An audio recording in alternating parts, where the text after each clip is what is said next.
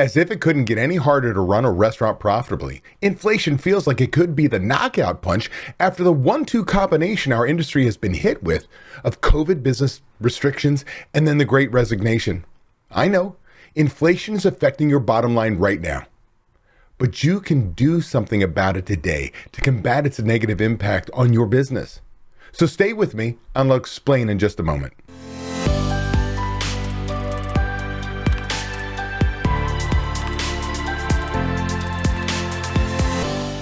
I'm Dave Scott Peters, restaurant expert, coach, and creator of the Restaurant Prosperity Formula. I've been coaching restaurant owners since 2003, and I'm really glad you're here to learn. Today, I want to talk about what does inflation mean for your restaurant business. But before I do that, if you like tips and tricks like this, do me a favor, hit that like button, hit that subscribe button, and oh yeah, that bell so you're notified when my next video tip comes out. And for more tips and tricks for running a profitable restaurant or to hear restaurant owner success stories, make sure you tune into my podcast, Restaurant Prosperity Formula, found on all the popular podcasting services. I know what you're thinking. How could it get any worse? 2020 brought us COVID-19 business restrictions, and the economic impact of that was amazing. Then 2021 started looking up until you got hit with the Great Resignation. Wages jumped dramatically and you still couldn't find people to work shifts. And now inflation is kicking our asses. What exactly is inflation anyway? Well, dictionary.com defines inflation as the general increase in prices and fall in the purchasing value of money. Well, we're feeling that at the gas pump right now. I know in my car, all of a sudden my truck takes $100, over $100 to fill up, which means somewhere along the line, families have to make decisions of where they spend their money. So here's just a short list of how it's impacting the restaurant industry. Your food costs are still rising at a record pace. If it couldn't get any worse, again, from COVID and what it did as far as reduction in availability and trucking and all these things, and they keep raising prices, and inflation's just adding to that because manufacturers, distribution, they have fuel costs, they have the same labor increases and still some shortages, making supply and demand an issue for us. The cost of fuel alone is reducing your customer visits, as I said just a moment ago. When you think about it, it's going to take $100 or more to fill up your tank. That's got to cut into somebody somewhere. And for many of us, the entertainment we bring as being restaurants to create memories, we're often the first one to take the hit. Restaurants are finding that they can't increase their prices to overcome the dramatic effects of inflation. Heck, we've already raised our prices so high based on everything that happened over the last 2.5 years that inflation is just yet another thing that weighs the scales to a point where, man, you cannot outpace these increases by just raising prices alone. So what is a restaurant owner to do? Well, here's what I teach my members every day. 1, you got to create a budget. That's your proactive plan for success. That means everything on your budget is on the table. Expenses that need to go away that are maybe luxuries. It's being proactive to say, hey, my food cost is rising. I need to lower my labor cost to hit my 55% prime cost or lower. If you want to learn more about prime cost, make sure you search my channel. I've got several videos on prime cost that you can learn the ins and outs right now. But the fact of the matter is your budget is your plan for success of how you're going to make changes to overcome these challenges. Number 2, you got to attack your menu. Attacking your menu means reducing the number of items that you're selling.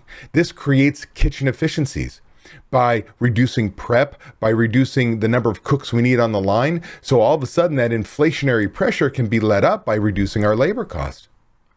Recipe costing cards are king. If you've been following me for any length of time, I say the 2 most important systems any restaurant should have are budgets and recipe costing cards. Often, what are the 2 systems they never have? Budgets and recipe cost cards. Why? They're too hard. Boo frickin' who? Especially in today's inflationary period, you've got to know what every item you sell costs you so that you know what you can sell it for. And then we take our POS mix, what our customers actually purchase, our actual recipe costs, and what we sell it for, and we do something what I call a menu profitability monitor, where we can find out what our ideal food cost should be based on what our customers actually purchase, not some industry standard. And that gives us the ability to re-engineer our menu and reduce our food costs, often by 3 to 7 points if you've never done menu engineering in the first place. But from there, it can be simply shifting where our costs are and maybe moving customers to other items that can reduce our costs without reducing the ring at the register. You've got to be prepared when it comes to your menu to literally attack anything on your menu. I have members who have dropped top sellers on purpose because the labor is so high to create the prep for it, and it's so difficult on the line, it slows things down, and it's only for a very specific group of customers. But because we had a budget, because we had recipe costing cards, because we were able to go through these things, that member was able to make a choice. And I have other members that are bringing on new menu offerings. For instance, if it fits your concept, maybe we now have flatbreads or pizza, that we can have a high ring at the register, high perceived customer value, and we can have a lower food cost, pasta, saute. You've got to look at everything on your business and say, it's all on the table. I've got to do things that are necessary to reduce that food cost. And number 3, last but not least, I'm going to talk about labor cost. To proactively budget for labor. See, when I have that budget, I can tell you what your labor cost should be by period. Whether you're in a 13-period accounting cycle or monthly, what is my labor cost for that individual period? And in doing so, I teach a system called the Restaurant Payroll Guardian, which tells your managers how many hours they have and how many dollars they have to schedule next week on budget. See, the idea of budgeting is to turn things around. Instead of being reactive, bring people in, pray we're busy, and send them home before it's too late, we can proactively schedule on budget, knowing that we have 314 hours in the kitchen, and that's all we can do. And by doing those 3 things, you can make a huge change. While this is certainly not an exhaustive list, these are the things I would recommend to any of my members, and I want you to do and start them today. If you're tired of not being able to leave your restaurant because no one else knows how to run it, I want to make sure you know it doesn't have to be that way. You can leave your restaurant. It is possible to build a team of people who know how you want the restaurant to run with trained and responsible people in place.